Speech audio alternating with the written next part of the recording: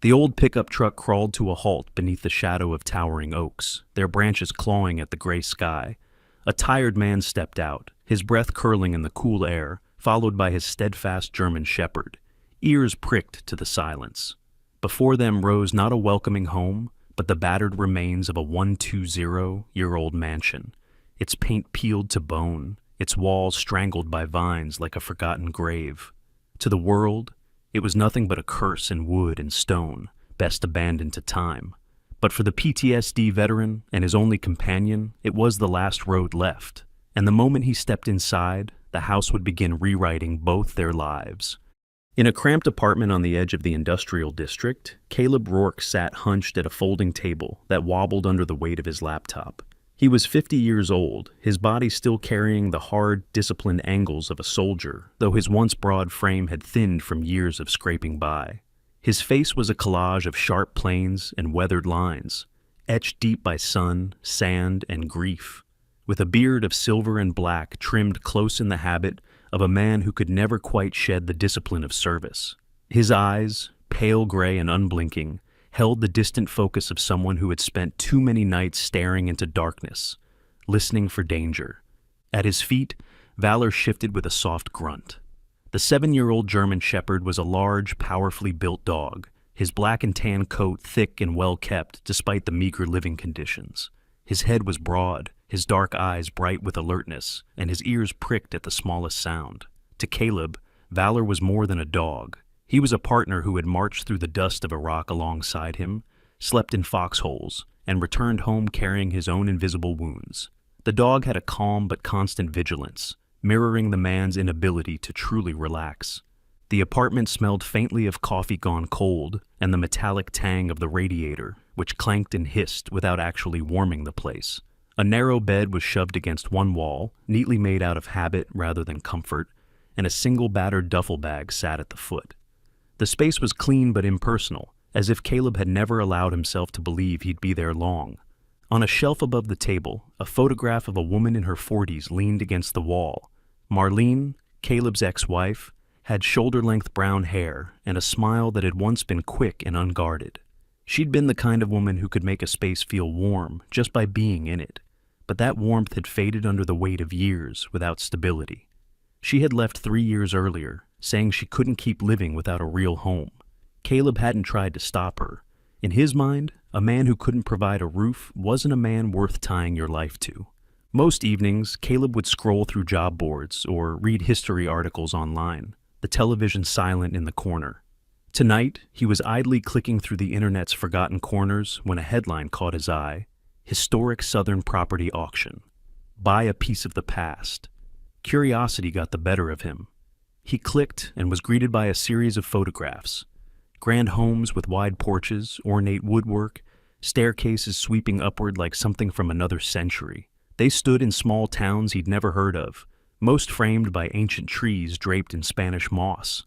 One thumbnail in particular drew him in. It was small and grainy, but he could make out the silhouette of a massive house, its shape blurred by vines and overgrown branches. He clicked on it, and the description was as brief as it was stark. Lot hash, H14 historic property. Needs renovation. Sold as is. No further details, just a starting bid so low it seemed almost like a joke. Caleb leaned back, folding his arms. It had been years since he'd allowed himself to imagine owning anything more permanent than a month-to-month lease. The thought of space, real space, where Valor could run, where he could hear wind in trees instead of traffic, was almost dizzying. He told himself it was ridiculous, but the idea lodged itself firmly in his mind. He clicked into the auction screen. The numbers climbed slowly. Bidders dropped out. Caleb's hand hovered over the keyboard, his heartbeat steady, but heavy in his chest. He thought of the nights in the desert, staring at the horizon, imagining a future that always felt out of reach. He thought of Marlene's parting words, "You'll never give us a home." Valor shifted again, lifting his head to watch him, as if sensing a decision was near. Caleb's mouth tightened into a line. "What do you think, boy?" he murmured. The dog's ears twitched, but he said nothing more. He entered a bid. The numbers jumped, then slowed. Another bid came in. He matched it, then raised slightly. His jaw clenched as seconds ticked down. The screen flashed. Congratulations, you've won lot hash H14. Caleb stared at the words. He clicked to the property's detail page, and the larger images loaded one by one. The house was even more imposing than he'd realized. 3 stories, its paint curling away in wide strips, the porch sagging under years of neglect. It sat on several acres, bordered by a collapsing fence. The listing ended with a line in bold, structurally unstable. Buyer assumes all liability. A slow exhale escaped him. Hell, Valor. Looks like we just bought ourselves a challenge. He picked up the phone the next morning, intent on explaining the mistake. But the auction clerk's tone was polite and absolute. All sales were final. Funds had already been processed. There was no turning back. For the next few days, Caleb moved through his apartment like a man in a dream. He sorted through his belongings, selling anything that wouldn't fit in the back of the pickup. The battered cooler, his duffel, a box of tools, and Valor's supplies took priority. Everything else, worn-out furniture, the television he rarely used, went to the pawn shop or the dumpster. The last evening before leaving, he stood by the window, looking out over the rain-slick alley. He thought of what lay ahead. A house in a place he'd never been, a roof that might not hold, strangers who might not welcome him. But he also thought of space, of silence broken only by wind and birds, of a place that could be his. He crouched beside Valor, rubbing the dog's neck. "This is it," he said softly. "Our shot." The dog leaned into his hand, warm and steady. Caleb didn't believe in ghosts or curses. To him, a house was just wood, stone, and nails. Nothing more, nothing less. And this one, for all its decay, was a chance. He saw not the warnings in its listing, but the potential in its bones. He only thought of one thing. This could be the beginning of a new life, a home he and Valor would build together. The sun was barely cresting the horizon when Caleb steered the battered pickup onto the open highway, Valor sitting upright in the passenger seat, his broad head occasionally turning to track the blur of passing scenery. They had driven for hours, the landscape slowly shifting from gray industrial sprawl to wide stretches of farmland, and then into rolling hills where the air seemed cleaner, though the chill of late winter still lingered. Caleb's hands were steady on the wheel, but his mind drifted between anticipation and unease. He'd left behind everything familiar, though familiar had meant little more than rent notices and the hum of a faulty radiator. This was a gamble, but the soldier in him had always lived by calculated risks. By the time the first sign for the town appeared, the day had settled into a cold, clear light. The sign was weather-worn, the paint fading, and a handful of crows perched along the top like sentinels.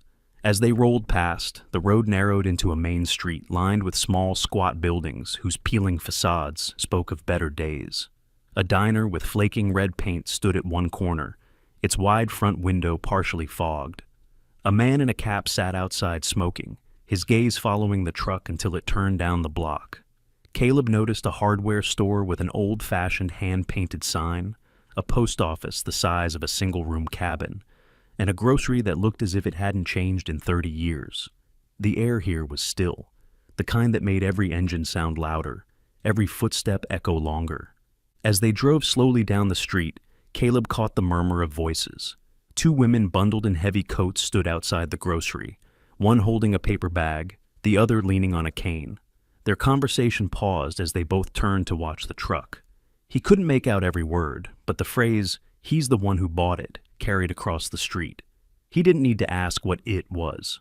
They stopped at the gas station near the edge of town. Caleb got out, the cool air biting his cheeks, and began filling the tank. The station attendant, a thin man in his early 60s with a face browned from years outdoors, stepped out from behind the counter to wipe the windshield. His shoulders were slightly hunched, and his blue coveralls hung loosely on his frame. His name tag read, G. Tucker. "You passing through?" he asked, his voice low and slow. "Moving in," Caleb replied. "Got a place down the road." Tucker squinted. That place wouldn't happen to be the old Brantley house, would it? Caleb nodded once. The attendant's expression flickered, something between pity and curiosity, but he said nothing more. He just nodded, wiped the last streak from the glass, and retreated inside. Caleb replaced the nozzle, climbed back into the truck, and glanced at Valor. The dog's ears were pricked, eyes scanning the quiet street, as if picking up on the undercurrent of suspicion in the air. They followed a series of winding back roads, flanked by skeletal trees whose bare branches clawed at the pale sky. The final turn led them onto a drive almost hidden by overgrowth, the gravel beneath the tires crunching sharply. When the mansion came into view, Caleb slowed to a crawl. The house was immense, more than he'd realized from the auction photos. 3 stories, its white paint long since flaked to reveal the weathered gray beneath. Shutters hung crooked, and several windows were boarded over with splintered planks. Vines climbed greedily up the columns of the wraparound porch, their tendrils gripping the wood like claws. The roof sagged in places, and a corner of the chimney appeared to lean slightly away from the main structure. Caleb parked at the edge of the drive and sat for a moment, taking it in. Valor whined softly, his gaze fixed on the darkened upper windows. Caleb felt the same pull, something between fascination and apprehension, but pushed the thought aside. He stepped out, boots crunching on the gravel, the air thick with the scent of damp wood and old leaves. As he approached the front steps, they groaned under his weight. He unlocked the heavy front door, which resisted before swinging open with a long, complaining creak. The air inside was stale, dust motes spinning in the weak light from the few windows not boarded over. The front hall was wide, with a staircase rising straight ahead. A chandelier hung above, draped in cobwebs, its crystals dulled by time. To the right, a set of double doors opened into what had once been a parlor, now stripped bare, except for a moth-eaten armchair in one corner. The floorboards there were warped, curling slightly like dried leaves. He set his pack down and unrolled his sleeping bag in the center of the hall. It wasn't comfort, but it was home for the night.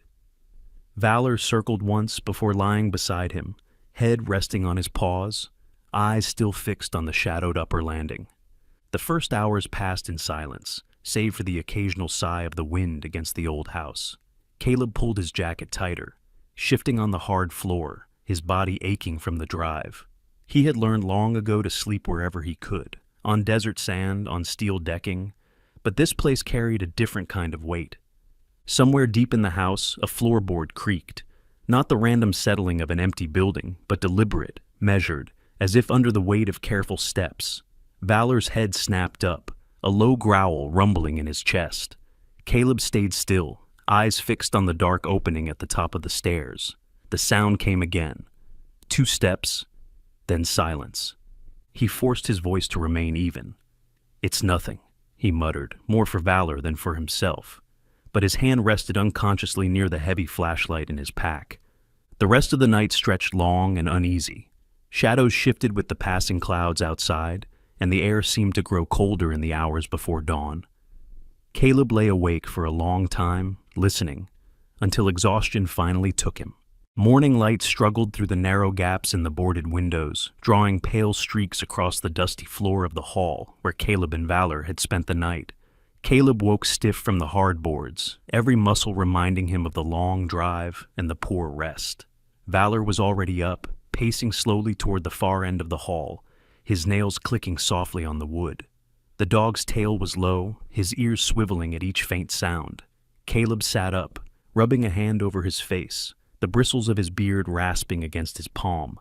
"Easy, boy," he murmured, though he found himself scanning the shadows with the same vigilance.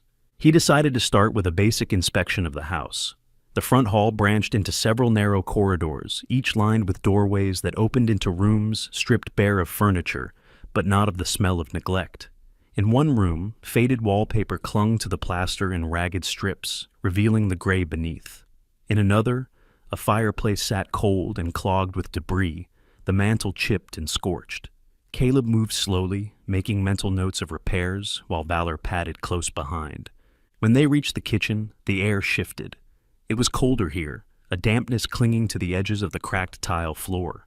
An old cast-iron stove sat rusting in the corner, its pipe half detached. On the far wall, a warped door leaned slightly open, revealing a steep set of stairs leading down. The smell of earth and mildew rose from below, and Valor froze at the threshold, the fur along his neck lifting. Caleb crouched and placed a steadying hand on the dog's shoulder. "Basement?" he muttered. The soldier in him weighed the instinct to check every space against the faint warning prickling at the back of his mind. He pulled the flashlight from his pack and flicked it on, the beam cutting through the gloom. The steps groaned under his boots as he descended. Valor following reluctantly. The basement was low-ceilinged, with stone walls slick in places from moisture. The packed dirt floor was uneven, littered with shards of wood, rusted nails, and what looked like the remains of old crates. Cobwebs clung in thick curtains to the beams overhead, brushing against his shoulder as he passed.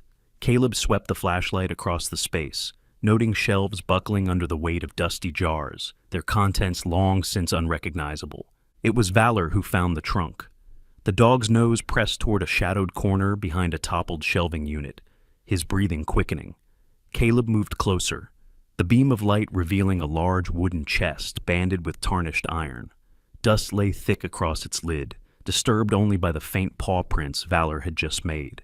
The chest's surface was scarred, the wood darkened with age and water stains. Caleb brushed away cobwebs, revealing a heavy latch. He tested it. It resisted, then gave way with a brittle snap. The lid creaked open on rusted hinges, and a stale draft of air escaped, carrying the faint scent of paper and something older, almost sweet in its decay. Inside, bundles of yellow documents were stacked haphazardly beside a few framed photographs whose glass was clouded. Caleb lifted one frame, wiping the surface with the hem of his sleeve. The image that emerged made him pause. A formal portrait, sepia-toned, of a family standing in front of the mansion in its prime. The central figures were a stern man, in a dark suit, and a woman in a long dress, her hair pinned high, their posture rigid. Arrayed beside and behind them were several people dressed plainly, the servants. One of the men in the back row caught his breath. Tall, with broad shoulders and a square jaw, his expression sober but direct. The eyes, pale, almost silver, were the same as the ones staring from Caleb's own reflection each morning. The shape of the mouth, the lines of the cheekbones, they were uncanny. Caleb's grip on the frame tightened slightly. He set it down with care and rifled through the documents, pulling out a folded ledger that crackled at the seams. Most of the writing was in looping script, neat and deliberate. Names were listed, families, likely the staff who had worked the estate, alongside years and notations Caleb couldn't immediately decipher. But one name appeared more than once, always in the same steady hand: Eliza Harrow. The name sent a flicker of memory through him. His grandmother had spoken of her grandmother, a woman named Eliza, though the details had been sparse, just fragments of a story about hardship and work in a great house somewhere in the South.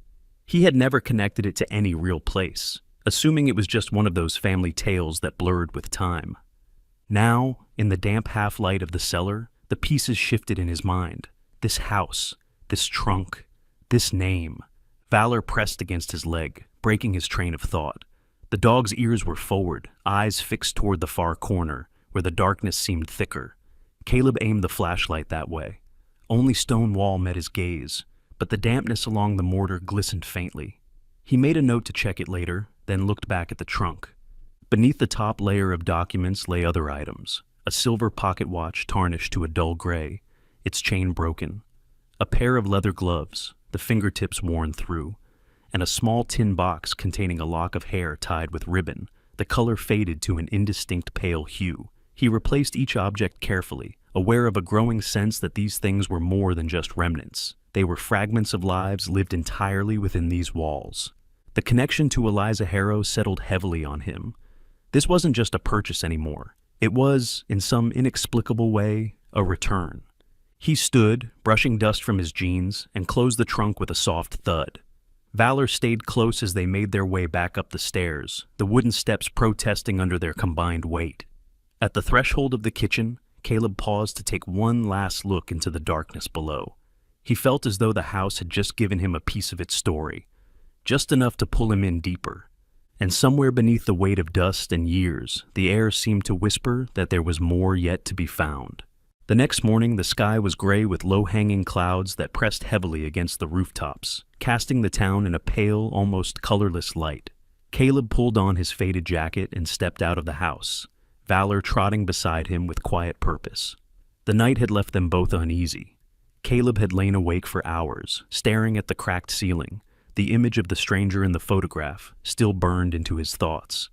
The resemblance hadn't faded in memory. It had only grown more unsettling. He had to know more. The town's library sat at the far end of Main Street, a squat brick building with ivy creeping up one side, half of its front windows fogged with condensation. A rusted bell above the door gave a half-hearted chime as Caleb entered. The space was warm and quiet, filled with the scent of old paper and wood polish. Behind the front desk sat a woman with snow-white hair pulled into a loose bun, a knitted shawl wrapped over her shoulders despite the radiator humming nearby. She wore round spectacles perched low on her nose, and her pale blue eyes were sharp with the clarity of someone who noticed everything, even if she said little. Her name tag read, Mrs. Dorothy Ellis. She looked up from a cloth-bound book as Caleb approached, offering a polite but measured smile. "You're the man who bought the Patterson place," she said before he could speak. Her voice was soft, but carried a firmness that hinted she wasn't easily startled. Caleb hesitated, then nodded. "Yes, ma'am. Name's Caleb Rourke." Mrs. Ellis studied him a moment longer, her gaze drifting to the dog standing alertly at his side. "And this must be your partner," she said. "Valor," Caleb replied, giving the dog a pat on the flank. "He doesn't bite unless asked nicely." The librarian gave a quiet chuckle and gestured to the reading tables. "Take a seat. I'll fetch you something." She disappeared into the back stacks, moving slower than she likely had in her younger years, but still with purpose. Caleb sat near the large window, Valor settling at his feet.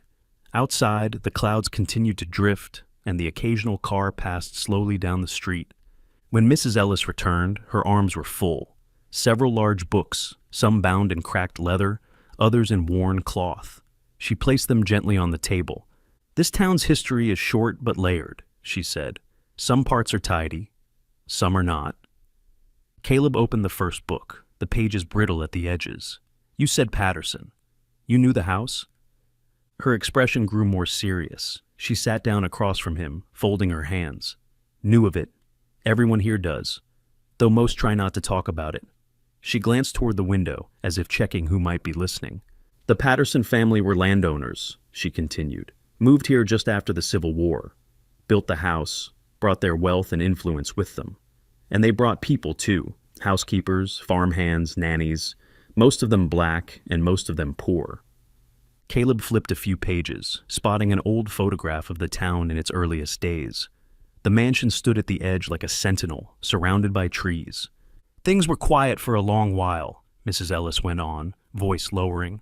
"But sometime around 1920, the family disappeared. One night, just gone. No one ever found their bodies. No letters, no clues." "Run off?" Caleb asked, not convinced. "That's one story," she said.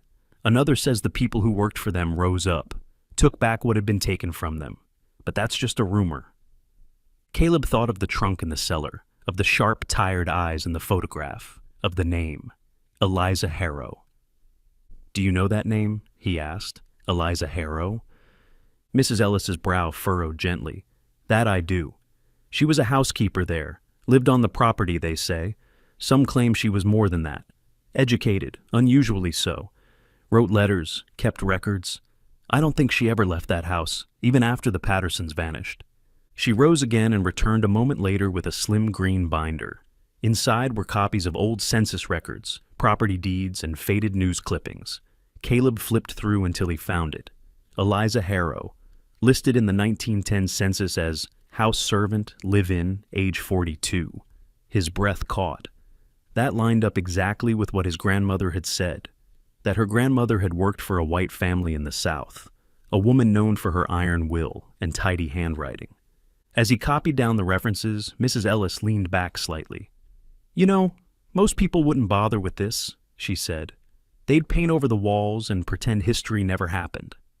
"I'm not most people," Caleb replied quietly. The librarian nodded once, firmly. "Good." After thanking her, he made his way to the copy machine and duplicated several pages, the census sheet, a news snippet reporting the Pattersons' disappearance, and a short blurb about property turnover in 1923, with Eliza's name listed under caretaker. Outside, the air had turned colder, and Valor's breath fogged in front of his muzzle. Caleb placed the papers carefully in his satchel and climbed into the truck. As he pulled out of the lot, he spotted a figure watching him from across the street. A young man stood near a lamppost, arms crossed, wearing a flannel jacket and a baseball cap pulled low. His hair was dirty blonde, curling slightly at the ends, and his face was narrow with a certain nervous energy. When Caleb met his eyes, the man looked away quickly and walked off toward the alley. Back at the house, Caleb placed the copies on the kitchen counter, now cleared of dust and clutter. He stared at the name Eliza Harrow, seeing it not just as a link in a line of ancestry, but as the beginning of a truth long buried. Something happened in this house, and she had seen it all. The midday sun filtered weakly through gray clouds, casting long, weary shadows over the overgrown grounds behind the mansion. Caleb crouched beside the porch, hacking at the stubborn weeds that curled like green fingers around broken stone steps. His shirt clung to his back, damp with sweat, and each movement sent a dull ache through his shoulder, a reminder of shrapnel that never quite left his body. Just like the nightmares, Valor paced near the edge of the brush, his ears up, tail low. The German shepherd, now 10 years old, still moved with the discipline of a soldier, but had grown more sensitive in his old age. He sniffed at something beyond the thorny overgrowth, then let out a low, insistent growl, pawing at the earth. Caleb stood, wiped his brow with a calloused hand, and followed his dog's signal. "What is it, boy?" he murmured. Valor whined and looked back at him, then returned to digging at a patch of moss-covered ground beneath an ancient oak tree whose limbs hung like sorrowful arms. Caleb pushed back the brush and stopped cold. There, half swallowed by earth and time, were the corners of stone markers. Headstones. Weather-worn and tilting at odd angles, the stones had been hidden so long that roots had wrapped themselves around them like shackles. He knelt slowly and ran a hand over the closest one, brushing away years of caked dirt and green moss. The engraving was faint, almost gone, but he could make out a name. Eliza Harrow. His breath caught. Below the name, a date. 1868, 1920. The name echoed in his mind like a whisper through the pines. Eliza.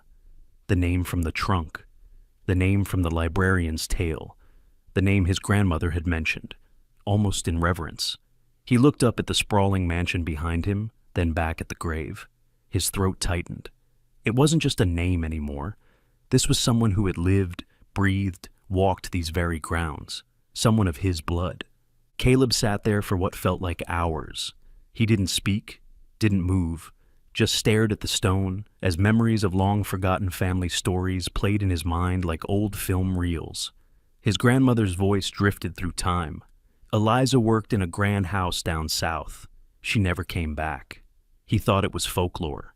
Now he was kneeling at her grave. Later that afternoon, with the storm clouds gathering far in the distance, Caleb returned to the makeshift graveyard carrying a small wire brush and a bucket of warm water. He cleaned each headstone he could find, 7 in total, each with faded names, some too worn to read, others still barely legible. One was for a child, LM, age 6. Another simply read, Martha, faithful friend. Servants? Family? Caleb didn't know, but the air felt heavier here, and not just from the thick humidity. He took a notepad from his back pocket and began jotting down the names, careful to preserve them in ink, even if the stone would someday fail. As he worked, Valor lay beside Eliza's stone, unmoving, head resting on his paws. Occasionally the dog's ears would twitch, as if listening for something Caleb couldn't hear. As twilight painted the trees in hues of lavender and blue, Caleb sat cross-legged near Eliza's grave, now cleared and defined. "You were here all this time," he whispered, "buried in a place no one remembered. Until now." He wasn't sure who he was talking to, her, himself, or the silence, but the connection was real, and the ache in his chest felt strangely like purpose. The next morning, he drove into town and stopped at a small hardware store, tucked between a shuttered bakery and a thrift shop. Behind the counter stood a man in his 60s, wiry and sun-darkened, with a slight limp and an unlit pipe tucked into the corner of his mouth. He looked up with a start when Caleb entered. "You're the one who bought the Patterson house," the man said, setting down a faded newspaper. His voice was low and rough, like someone who had smoked too long or shouted too often. Caleb nodded. "Yeah, name's Caleb Rourke." The man extended a hand. "Tom Benton, served in Nam. You got the look." Caleb gave a weary smile and shook his hand. "Iraq, twice." They shared a quiet understanding, two soldiers separated by decades but bound by memory. Caleb told him about the graveyard, the names, the discovery of Eliza. Tom's eyes narrowed thoughtfully. "Used to be folks around here, said the old Patterson place had a family plot," he said, "but nobody went near it.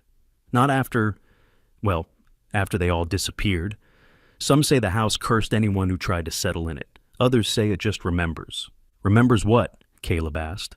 "Pain," Tom said simply. "Hurt gets into the wood, into the soil." Caleb left with new tools, a small American flag, and a wooden cross he planned to stake near Eliza's headstone. That evening, he did just that, planting it carefully, as if tucking a child into bed. He sat again by the grave, Valor pressed close to his leg, the breeze stirring the long grass. He still didn't understand the full story, but he knew this. He wasn't here by accident. The house had found him, or maybe Eliza had. The morning after Caleb had reset the leaning stone of Eliza Harrow's grave, the sky turned a shade darker than usual. Not stormy, just heavy, like the air was holding its breath.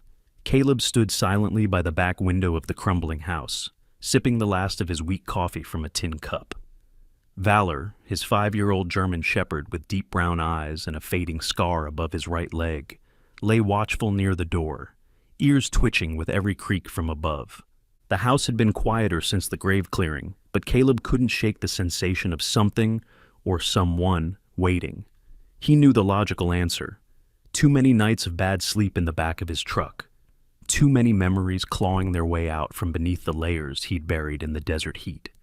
But still, there was something else. That afternoon, determined to find the truth hinted at in the photograph from the trunk, Caleb returned to the basement with a flashlight and crowbar in hand. The air was thick with mildew and time. Every step he took stirred dust into ghosts. Valor followed, fur bristling slightly, tail low but not tucked. A soldier's dog, always alert. Caleb examined the stone walls closely this time. Near the edge of the western wall, where mold had left a greenish smudge, he spotted a seam. Slight, almost dismissible. The flashlight's beam glinted off something wedged between two stones, a rusted nail. He pried it loose, revealing a hidden notch in the wall. Behind it, an envelope. It was sealed in wax. The paper had yellowed, brittle at the corners, on the front in looping cursive ink, "To the one who carries the blood." Inside was a single sheet of paper. The ink had faded but remained legible. "If you have found me, then you are kin, and you have heard the whispers. Our truth is buried deeper than their lies. They never found the room. You must. The house remembers. It will guide you. Eliza Harrow." The message left Caleb cold. He sat down on the nearest step, letter trembling in his rough, calloused hands. He remembered his grandmother's voice, stories she once told of a southern house and a woman named Eliza, a name only whispered like folklore, a woman wronged, a woman whose blood still called. But now, there was another problem: money. The place was falling apart faster than he could patch it. The roof in the north wing had partially collapsed, and the living room still smelled like dead rodents and mildew. Caleb had already drained most of the leftover savings from his veteran's benefit into buying gas, basic tools, and enough canned food to keep Valor and himself alive. He'd hoped to stretch it longer, but reality had crept in like the mold in the walls. By week's end, they moved into the truck permanently. Again. The old green pickup now served as bedroom, kitchen, and shelter. Parked under a leaning oak near the back of the estate, it offered a view of the house and the graveyard. Days were spent pulling nails, reinforcing broken floorboards with salvaged wood, and clearing out nests of raccoons. At night, they returned to the truck, Valor curled beside him, their breath visible in the chilled air. But when darkness fell over the mansion, the silence was never complete. It started with tapping. Not consistent, but deliberate. 3 knocks, always from inside the boarded-up east wing. Then, a sigh. Faint. Too soft to be wind. Valor would lift his head each time, ears stiff, growl low in his throat, but not hostile. Curious. Almost protective. On the 3rd night, the knocking came again. This time, it was followed by the soft scuffle of movement upstairs. Caleb rose, flashlight in hand, stepping out of the truck and toward the house. Valor followed, nose twitching, tail low but steady. They entered through the back. The boards creaked under Caleb's boots. He paused at the base of the stairs, sweeping the beam of his flashlight upward. No movement.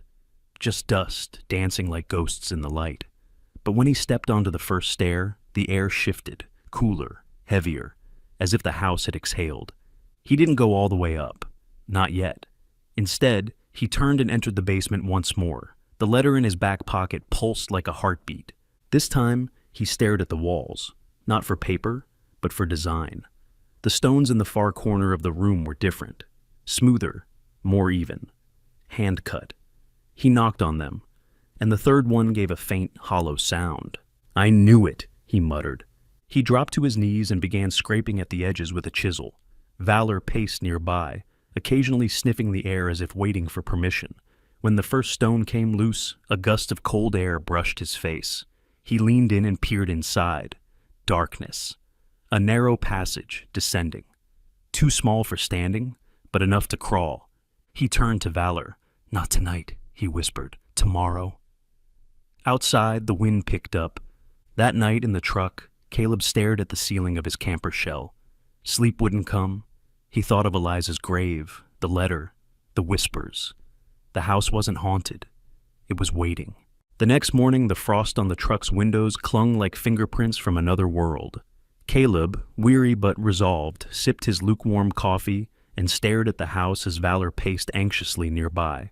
The dog hadn't slept well either, having woken several times to stare into the dark, growling lowly, ears twitching at nothing visible.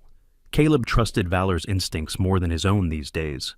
He decided to begin repairs on the old study room on the west side of the house, the one that had likely served as a small library or office for the original owners. The walls were lined with cracked paneling, once rich mahogany now dulled by moisture and rot. Most of the shelves were bare, but a few books remained, their spines bowed and ink faded. Caleb pulled the tarp from the broken window, letting daylight pierce through the grime-streaked glass. He moved methodically, prying off warped boards and removing mold-ridden planks. Then something odd caught his eye.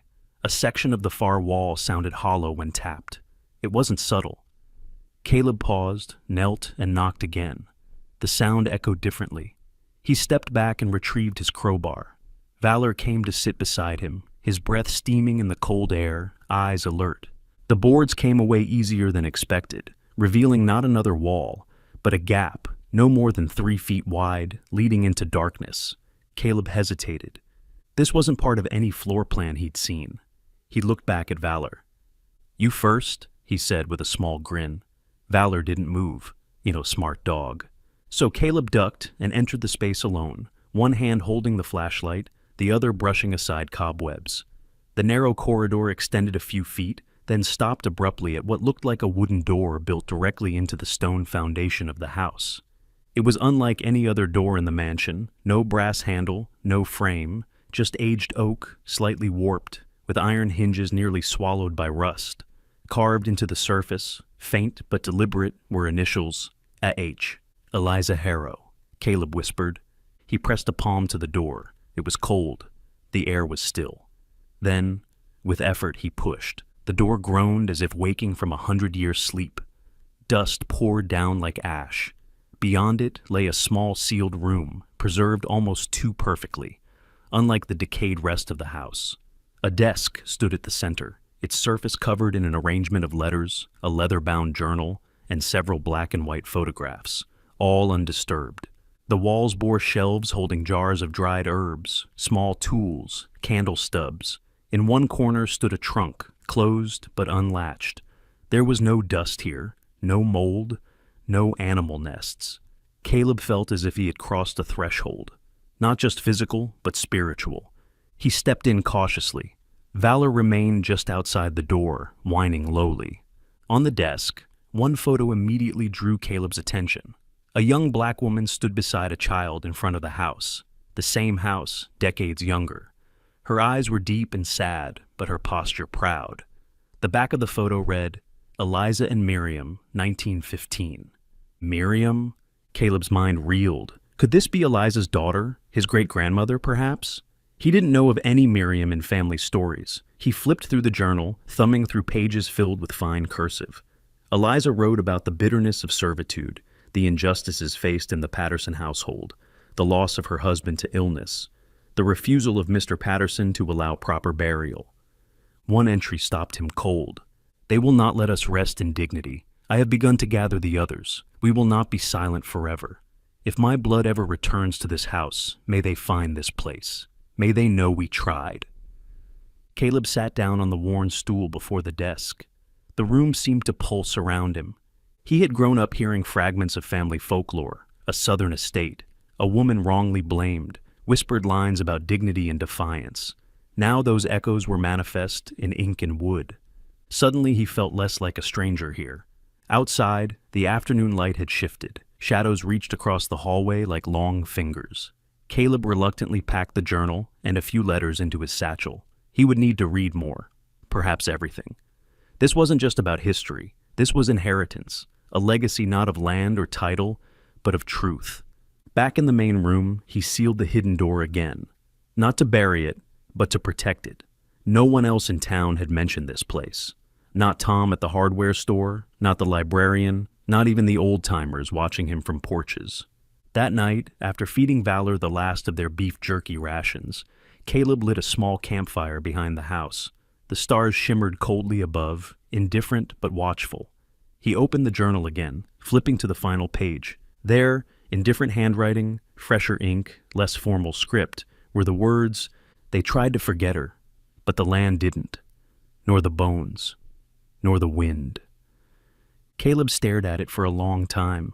He didn't know who had written that last line, maybe another descendant, maybe a loyal friend, or maybe Eliza herself, toward the end.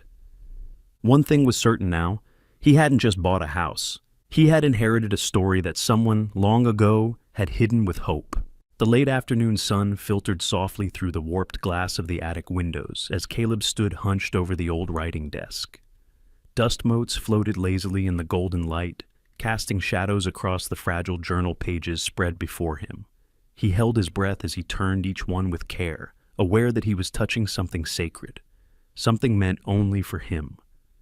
The air in the hidden room felt thick, still carrying the scent of cedar and old ink. Valor lay beside him, head resting on crossed paws, eyes half-lidded but watchful. Caleb could feel his heart pounding not from fear, but from the sheer weight of revelation pressing down on his chest. The journal entries grew more intimate and frantic toward the end. Eliza's handwriting became tighter, angrier. The words bled into the margins. They took everything.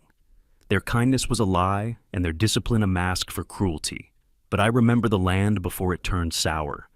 I remember the songs, the names, the bloodline that will one day come home. And then there it was, the final entry. If you're reading this, child of mine, you are blood. You are Harrow. This house is yours, not just to keep, but to cleanse. Build something worthy. Make them remember us not in whispers, but in truth. Caleb sat back, his throat thick with something too complicated to be called sadness. The pieces had finally come together. The mansion wasn't cursed by ghosts. It was haunted by memory, by injustice, by generations of silence. He felt pride, sorrow, and something else. Clarity. He glanced down at Valor, who gave a soft thump of his tail against the wooden floor, as if sensing the shift in his master's resolve. Caleb whispered, "We're not just squatters here, boy. We belong, and we've got work to do." In the following days, Caleb's mission took on a new shape. No longer just a man fixing up a forgotten house, he became a keeper of legacy. With whatever money he had left, he began small, replacing broken shutters, scrubbing soot off the parlor walls, sanding down the floorboards. He worked slowly, methodically, carefully preserving the charm of what Eliza and her people had once known. He turned the old parlor into a memorial room. There, he displayed the photographs and letters he had uncovered, along with the journal and documents that proved Eliza's life. On the wall above the mantel, he hung the enlarged photo of Eliza as a young woman, stoic, proud, eyes sharp as flint. One morning, as he was replacing cracked tiles on the porch, a voice called out from beyond the fence. "You Caleb Rourke?" a deep, deliberate voice asked. Caleb looked up to see a tall man leaning against the wooden gate. He wore a khaki uniform shirt with an old-fashioned sheriff's star pinned to the pocket. His skin was dark bronze, weathered, his silver hair tied back in a short ponytail. The man's face bore a complex expression, half suspicion, half respect. "Name's Sheriff Langston. Heard you bought this place." Caleb nodded. "I did." "You plan on keeping it?" "I do." There was a pause. "Good," Langston said at last. "Just wanted to see who had the guts to walk into Patterson House and stay." The sheriff didn't linger, but before leaving he added, "Folks in town don't know the truth. They grew up on stories. But some of us remember what our grandmothers told us. Eliza wasn't just a maid. She was a force." That afternoon, Caleb sat under the willow tree beside Eliza's grave, valor stretched out at his feet. He felt the breeze run through the overgrown grass and closed his eyes. For the first time in years, the silence didn't ache. It comforted. He began writing, a journal of his own. Not for himself, but for whoever would come after. So the truth wouldn't be hidden behind walls again. Each page started with, "I came to this house broken, but Eliza helped me remember who I was." In time, word began to spread. First, a curious reporter from the local paper came sniffing around. Then, a young woman named Ava Harrow, a graduate student in history with soft eyes and a skeptical smile, knocked on the door and asked if she could study the documents. She had hair the color of wheat and pale, freckled skin. She claimed to be a distant cousin. They sat at the kitchen table and drank weak coffee from chipped mugs as she traced her lineage with faded papers, confirming ties to Eliza's sister. Caleb, cautious at first, warmed to her honesty. He found her quiet resolve familiar, like the strength of someone who knew silence wasn't absence, just waiting. Soon, Ava offered to help preserve the mansion officially. She connected Caleb with a local heritage grant. With that support, they fixed the front porch completely, replaced shattered windows with handmade glass, and brought in volunteers to catalog the artifacts. By the first snow, the Patterson House, no, the Harrow House, was no longer a hushed legend. It became a place of truth, of healing. A place where a broken veteran and his dog had found not just shelter, but a purpose. On the front gate, a wooden plaque was placed, carved by hand. "Eliza's legacy lives here." That night, as the snow fell gently over the roof, Caleb lit the fireplace and sat beside Valor. He placed Eliza's journal on the mantel, beside his own. And for the first time in a long, long while, he didn't feel lost. The early morning fog hung low over the hills, draping the mansion in a ghostly veil. Caleb stood at the edge of the gravel driveway, a claw hammer in one hand, the other resting on Valor's head. His breath rose in silver spirals as he looked up at the house that had once loomed like a specter of the past. Now it was something else. Wounded, yes, but no longer rotting. Like him, it was learning how to stand again. Weeks had passed since Eliza's words changed everything. The cold had crept into their bones, but Caleb pushed forward, one board, one nail, one memory at a time. Valor, now nearly 6 years old, thick-furred and sharp-eyed, never left his side. His black and tan coat was often flecked with sawdust and bits of paint, but he seemed to take pride in their progress, tail wagging with each room made whole. The money was nearly gone. Caleb had sold off his old truck, cashed his last military check, and even pawned a watch he once wore through 2 deployments. What he had left was sweat, grit, and a promise he couldn't shake. Eliza's journal rested every night beneath his pillow like a vow. Word of what he was doing had begun to spread. At first, it was whispers. Some scoffed, some snickered. But curiosity replaced mockery as the townsfolk began to notice the changes. The broken shutters had been replaced with hand-cut cedar, each window now framed with a fresh coat of cream paint. Where the roof had sagged like a weary spine, shingles now gleamed in neat rows. One afternoon, as he was hauling up reclaimed wood from the back path, a voice called out, "You could use real lumber, you know." Caleb turned to see a broad-shouldered man in his 60s walking up the path, sun-browned with deep-set laugh lines and calloused hands. His beard was thick and white, covering a jaw like chiseled stone. He carried 2 long planks balanced over his shoulder. "Name's Hank Donnelly," the man said, lowering the wood with a grunt. "Saw what you were doing here. Figured you wouldn't mind some leftovers from my shed." Caleb blinked in surprise. "That's generous," Hank shrugged. "Used to work framing houses. Did the old parsonage down on Walnut. Figured this place deserves better than to rot out its bones. From then on, help came in small waves. A pair of teenage brothers from town, Luis and Carter, began showing up after school, offering to sweep or carry beams. Luis was lean with shaggy dark hair and a crooked grin.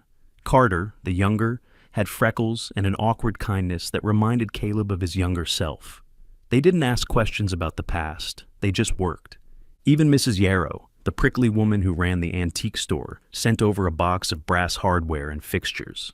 "Real pre-war stuff," she muttered as she dropped the box on the porch. "Not junk." Ava returned every weekend, bringing fresh bread and a laptop full of research. She had begun compiling Eliza's story into a digital archive. One evening, she handed Caleb a printout of the Harrow family tree, newly updated. "You're not alone in this," she said gently. "There's more than one root in this soil." Inside the house, Caleb hung portraits along the hallway walls. Black and white photos of men and women in aprons, sun hats, work shirts. Former servants. Forgotten faces. He printed and framed old census records, marriage licenses, and clippings. Visitors entering the foyer would now face these eyes first, not the grandeur of faded wallpaper or staircases. Caleb called it the Hall of Truth. Valor's favorite spot was beside the front door, where a patch of sun warmed the floorboards. Each time someone knocked, he rose with a low, curious bark, no longer the suspicious guard, but more of a watchful host. Of course, not everyone approved. One night, a stone shattered the front window. Caleb rushed down to find the glass broken and a note tied to the rock. "Let the dead lie. Patterson stays Patterson." His hands clenched around the paper, but he didn't chase ghosts anymore. Instead, he fixed the window, stronger than before. That morning, the retired Sheriff Langston showed up with a toolbox. "Heard what happened," the man said, kneeling beside the broken glass. "Figured you could use a few extra hands." His stern features softened. "There'll always be people who fear truth. That's why we build louder than they whisper." By mid-November, the house stood brighter. The veranda, once caved in, now welcomed boots and laughter. The garden out front bore the first signs of winter herbs, planted by Ava and Carter, who discovered a love for soil Caleb hadn't expected.